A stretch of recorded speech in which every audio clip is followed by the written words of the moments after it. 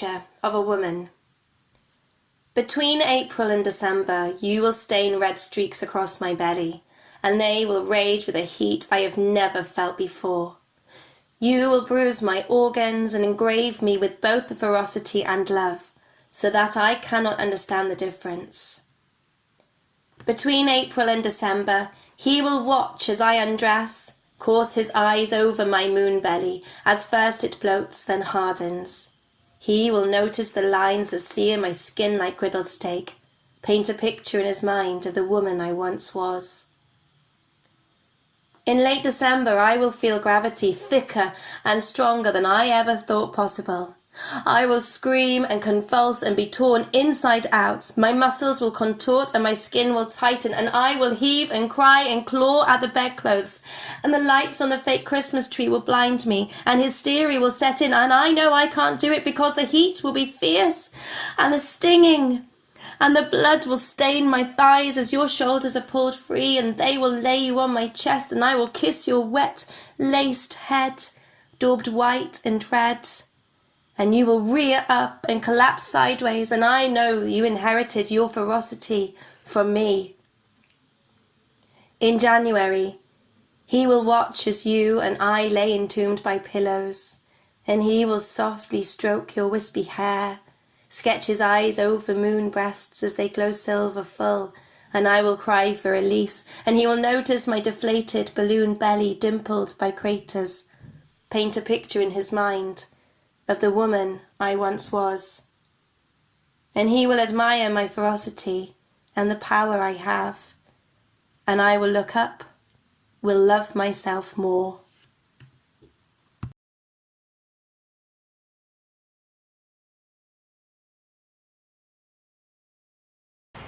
My name is Lottie Williams and I live in Carmarthen. I'm a full-time mum to 4 children under 10, so I'm quite busy 24/7. I used to write a lot when I was younger, but then teaching full-time and personal circumstances didn't really allow for the headspace for writing.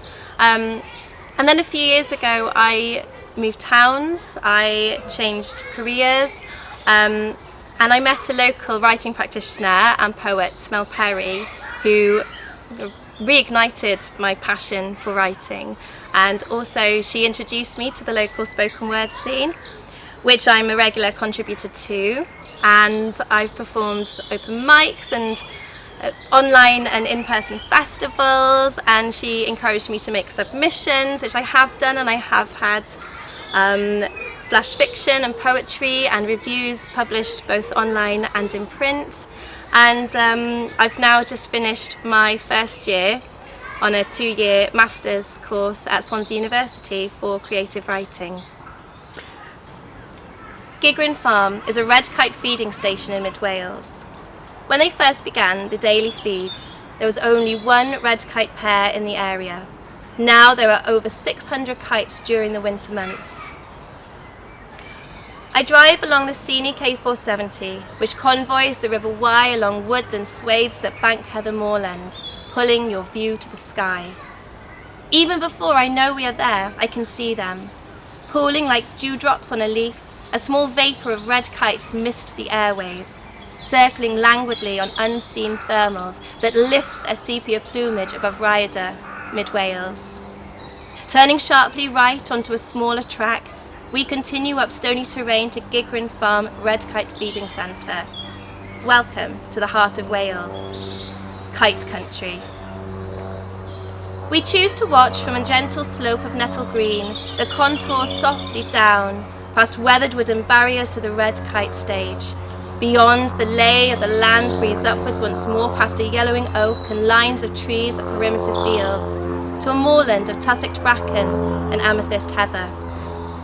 A menagerie of eager feeders drift above us in confetti display, arrow tails poised on body bows.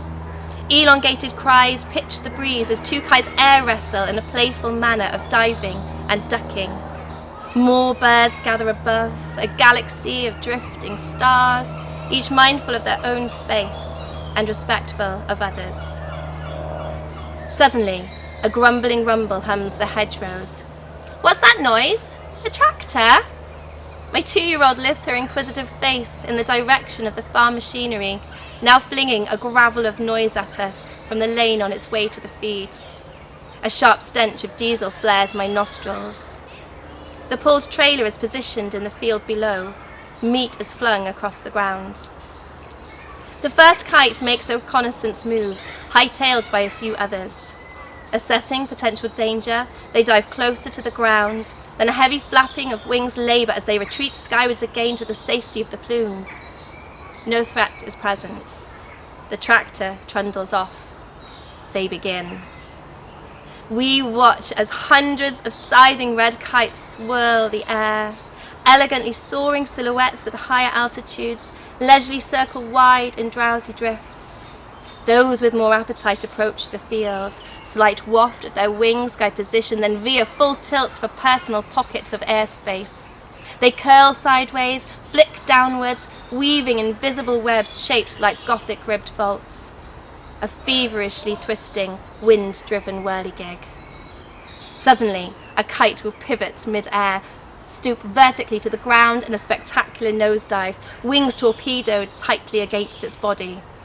Close to the carrion, it drives its talons forwards, tail fanning, wings outstretched with primary feathers flaring upwards like startle-splayed fingers to break the dynamic descent before urgently, wing pumping, back up, food in claws.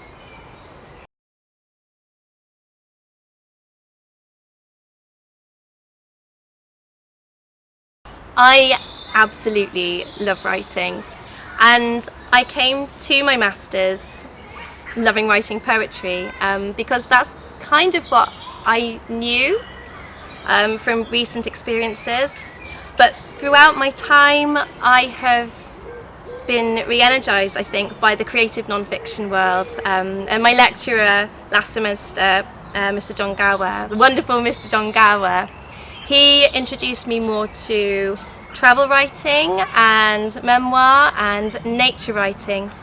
And nature writing is what I love doing.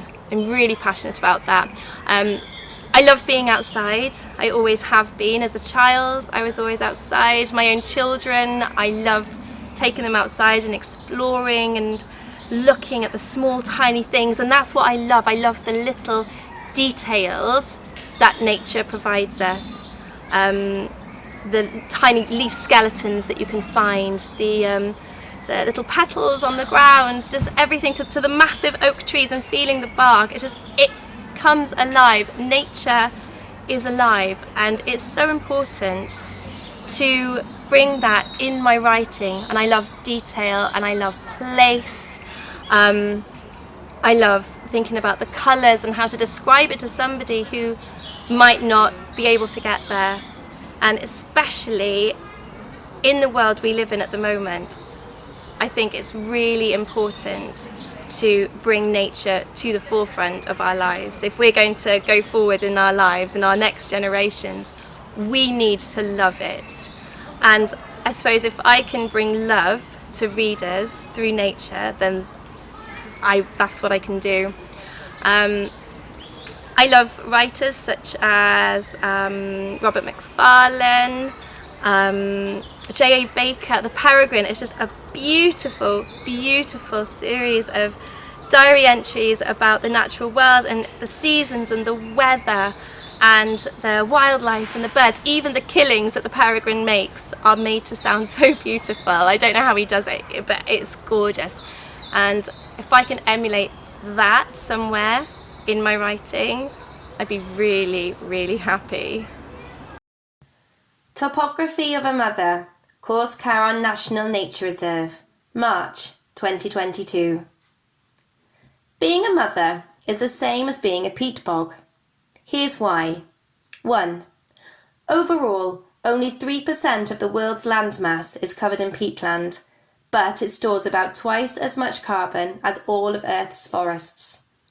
In my bag, I carry my purse, wet wipes, nappies, spare changes of children's clothes, last week's snacks that I forgot to remove at the bottom, this week's snacks in the pocket at the side, a dragon, Obi-Wan Kenobi, and a lolly I am yet to find stuck in my hairbrush.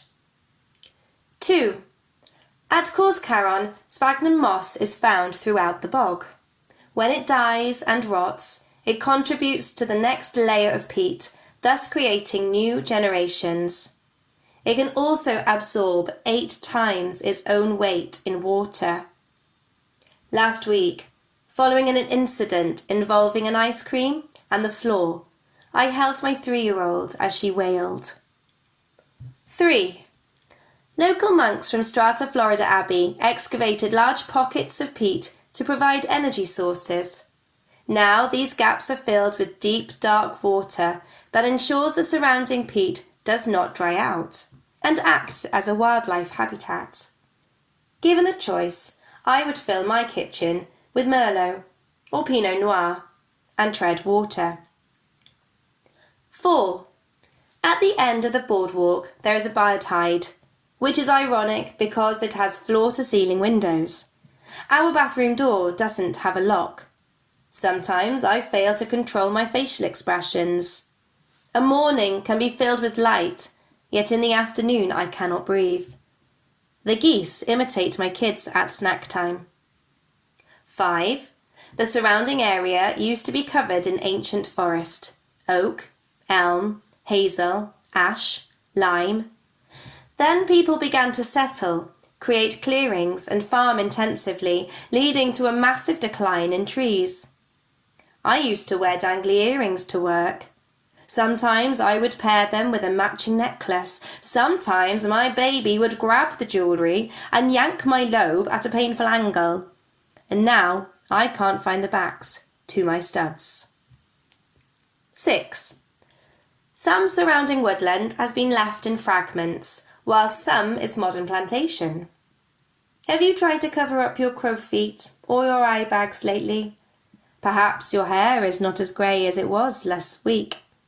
Beauty products simply provide an imitation of the real thing. 7. Several rogue trees have started growing in the peat bog. They need to be removed because they can drink 100 gallons of water a day. That's enough to fill 2 bathtubs. They will drink the bog dry. What's that? You need another tenner? For the arcade? 8. In some places, the bog depth is 8 meters. Scientists use a tool called an auger to extract long tubes of peat. It's basically a huge apple corer. These samples provide historical analysis. If you look carefully, the remnants of stems and pollen grains will tell you that 10,000 years ago, it was women who gave birth.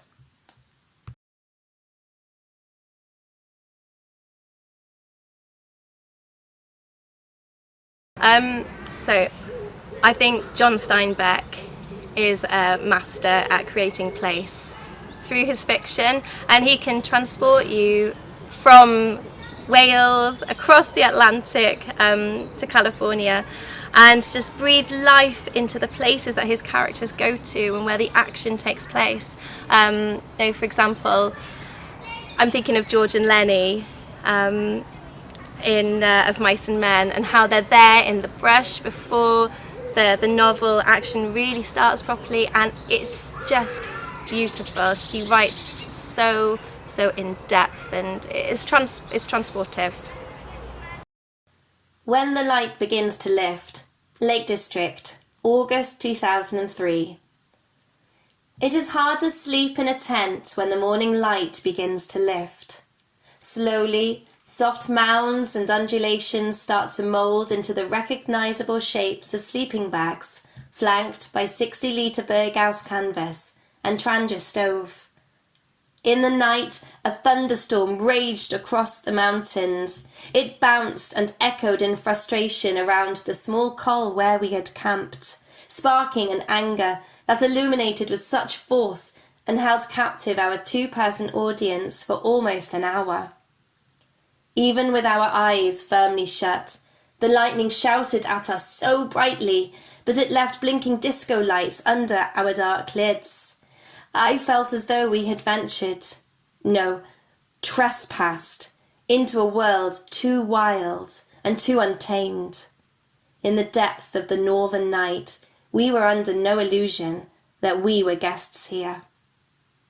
But now, in the quieter morning glow of 5 a.m, the air hangs still in a clear stone-grey sky that later promises blue. The tarn broods darkly, but has retreated to a watchful gaze as we pack up the lightweight two-person tent and head up.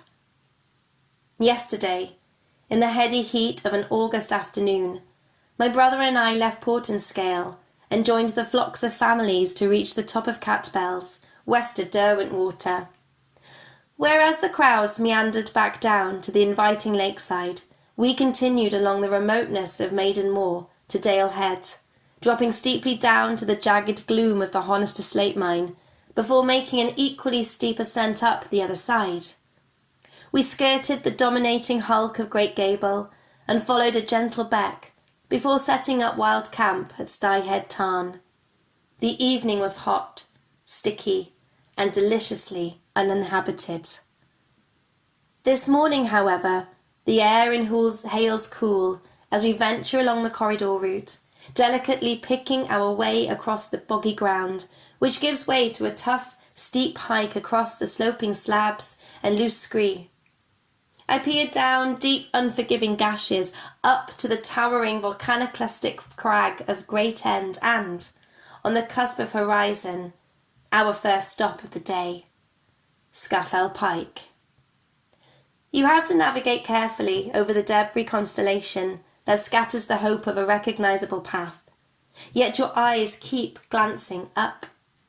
I feel exhilaratingly feverish. The views are clear, and we are alone on one of the busiest rock highways in England.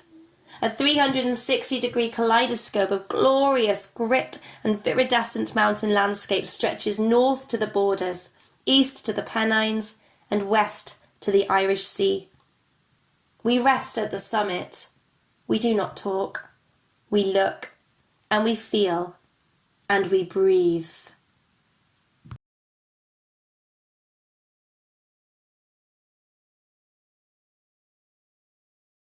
So next month I'm attending a writing residency on Ynys Bardsey Island, up on the Llŷn Peninsula of North Wales, with Mel Perry, who I've previously mentioned in this.